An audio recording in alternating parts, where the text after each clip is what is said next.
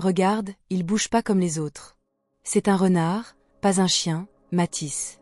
T'as déjà vu un renard faire la roue? Non mais, il est bizarre ton renard. On dirait qu'il me juge. Lina éclata de rire, son rire franc et clair résonnant dans le grand salon aux vitres teintées de leur maison de banlieue chic. Assise en jean et t-shirt sur le tapis moelleux, elle tenait fièrement dans ses mains un origami orange parfaitement plié. Toi aussi tu me jugeais quand j'ai raté mon éléphant, alors c'est normal, il prend exemple sur toi. Mathis fit la moue, croisa les bras, puis éclata de rire à son tour. À 5 ans, leur monde était simple. Des feuilles colorées, des défis fous, des goûters sucrés et des rires partagés. Ils se connaissaient depuis la maternelle. Leurs parents se voyaient souvent, organisaient des barbecues, échangeaient des bouteilles de vin millésimées comme des trophées.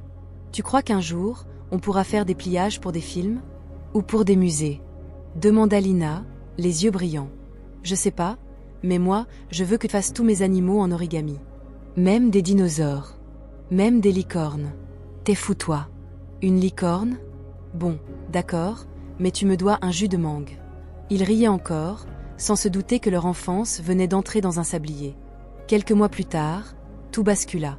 Le père de Lina, cadre dirigeant dans une multinationale florissante, perdit en une nuit toutes ses parts principales à cause d'un effondrement boursier.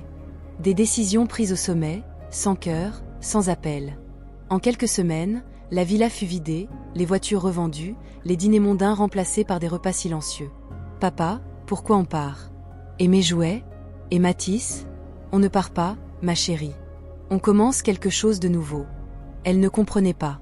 Elle vit sa mère pleurer en silence plusieurs fois. Elle vit les regards fuyants, les meubles disparaître, et puis cette nouvelle école. Cette chambre plus petite, ce quartier plus gris.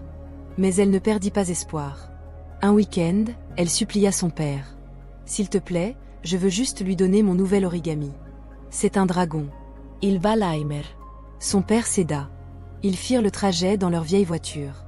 Mais à l'entrée de la résidence de luxe, le gardien s'interposa. « Diesel, Monsieur Tonneau. » Ordre des parents de Monsieur Mathis. « Vous ne pouvez pas entrer. » Mais, c'est une amie d'enfance.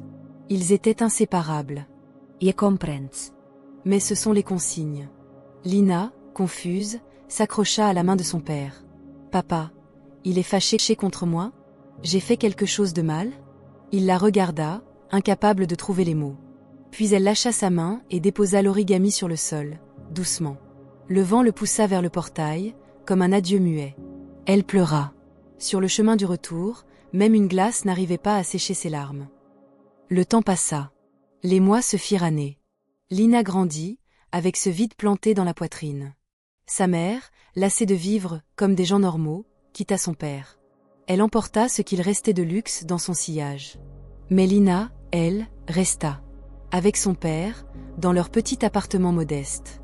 Il ne s'en plaignait jamais, lui préparait du riz parfumé, lisait des journaux anciens, souriait toujours avec une tristesse douce dans le regard. À 18 ans, elle entra dans une université publique. Refusa les écoles privées, pour ne pas peser davantage sur les épaules de ce père qui avait tout perdu sauf sa dignité. Tu pourrais au moins t'inscrire à une école d'art. Tu étais si douée, Lina. Je suis toujours douée. Mais maintenant, je veux qu'on mange tous les jours. Je veux que tu respires. Elle vendait des beignets faits maison sur le campus. Ses origamis, elle n'en parlait plus. Elle les faisait en cachette, parfois la nuit, quand la nostalgie lui tordait le ventre. Un jour, après une énième journée sans vente, elle tomba sur une annonce en ligne. Recherchons assistante personnelle pour PDG dans un groupe d'envergure. Bonne présentation, discrétion et rigueur exigées. Elle postula, presque machinalement. 3 jours plus tard, un appel changea tout. Bonjour, mademoiselle Tano. Vous êtes présélectionnée pour un entretien demain à 10h. Le lendemain, elle enfila son pantalon gris large mais professionnel, une chemise à rayures bleu ciel repassée à la perfection, et noua ses tresses. Dans le hall d'attente de l'entreprise, elle se sentit minuscule face aux autres candidates, toutes maquillées avec soin, habillées de tailleurs flamboyants. Puis, un silence. Les têtes se tournèrent.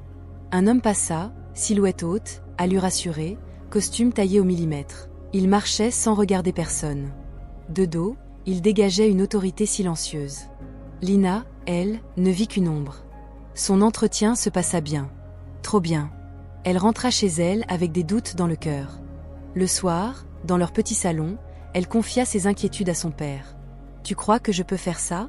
Que je suis assez bien pour ce genre de boulot? Tu es bien pour tout, Lina. Et puis tu es tenace. C'est ce que les gens oublient souvent de valoriser. 2 semaines passèrent. Elle n'eut aucune nouvelle. Son cœur se serra, chaque jour un peu plus. Puis, un après-midi, alors qu'elle rentrait d'une livraison difficile, son téléphone vibra. Mademoiselle Tano, félicitations. Le PDG a validé votre profil. Vous commencez lundi. Elle laissa tomber son sac de beignets dans le couloir et courut jusqu'à la maison. Papa, j'ai le job. J'ai le job. Je n'ai jamais douté de toi.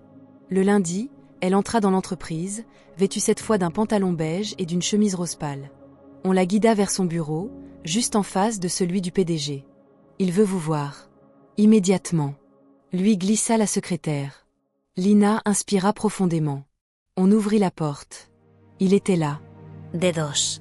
Face aux grandes fenêtres, téléphone à l'oreille, la main dans la poche. Monsieur, votre assistante est arrivée, annonça la secrétaire. Il se retourna lentement. Lina sentit le sol se dérober sous ses pieds. Et Lina eut un petit choc. Son cœur s'accéléra.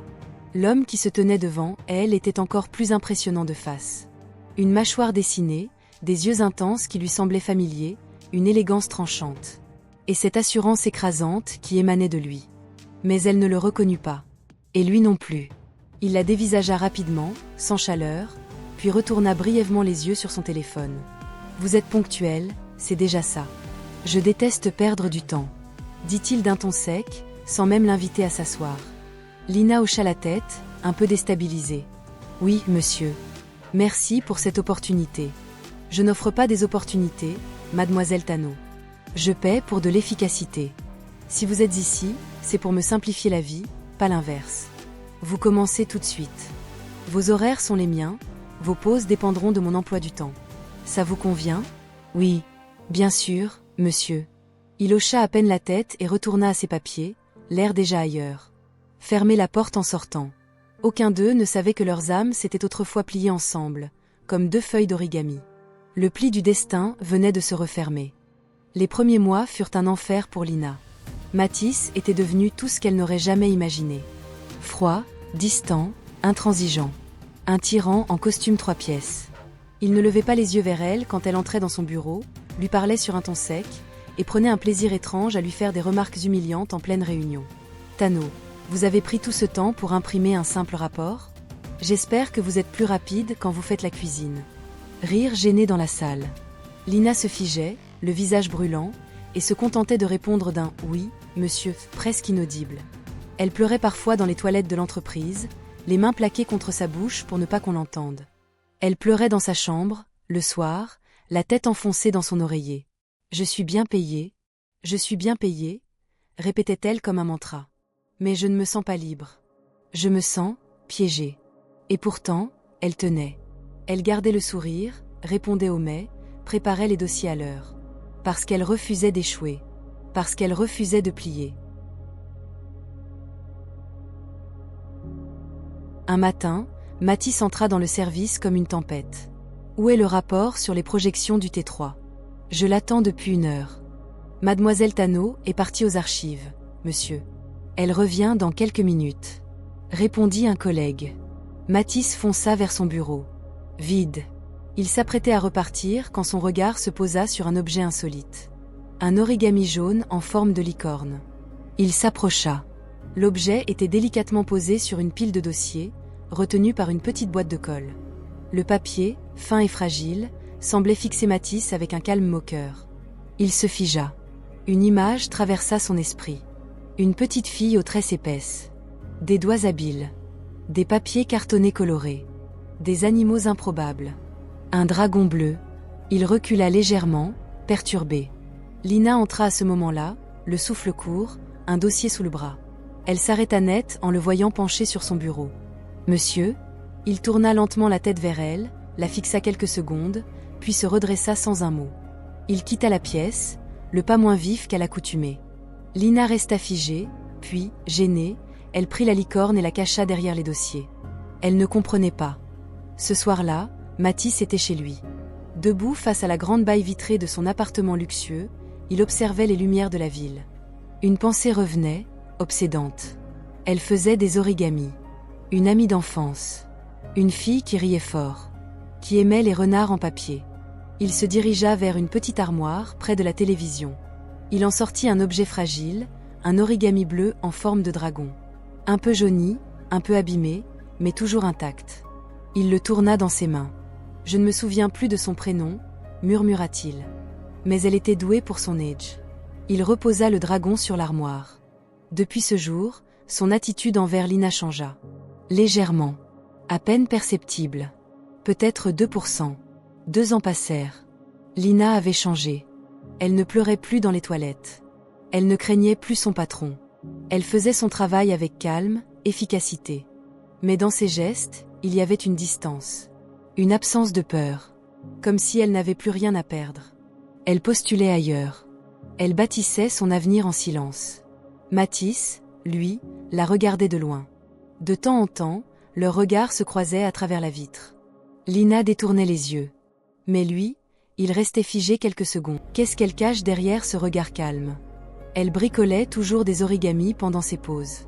Elle en fit une décoration élégante sur son bureau, une ribambelle d'animaux stylisés, reliés par un fil doré. Un jour, en observant cette fresque de papier, elle se demanda « Et si je reconsidérais mon rêve d'enfance ?» Elle continuait à vendre des beignets le week-end. Elle savait qu'elle pouvait tout faire, avec de l'organisation et de la volonté. Un samedi soir, un ancien ami de l'université la recontacta. Une sortie? Moi? Pourquoi pas? Elle se prépara. Robe couleur jade, boucles légères, maquillage discret, talons noirs, sac élégant. Lorsqu'elle entra dans le restaurant, elle avançait avec une grâce simple. Sûre d'elle, sans arrogance. Mathis était là, installé dans un coin avec une femme sublime. Son regard se tourna instinctivement vers l'entrée. Il la vit. Il la reconnut immédiatement. Pas comme son assistante, mais comme une femme. Une présence nouvelle. Éblouissante. La robe n'était pas moulante. Mais elle révélait tout ce qu'il n'avait jamais vu chez elle. Il en oublia sa conversation. Il en oublia presque où il était. Lina n'allait vite pas. Elle se dirigea vers un jeune homme à l'autre bout de la salle, souriante, détendue. Mathis sentit un pincement étrange au creux du ventre. Une sensation désagréable. Inconnue. Il quitta le restaurant plus tôt que prévu. Tout le week-end, il n'arriva pas à penser à autre chose qu'à elle. À Lina, l'assistante silencieuse. La fille aux origamis. Et à cette robe couleur jade qui lui collait à l'âme. Qui es-tu vraiment, Lina Tano? À suivre.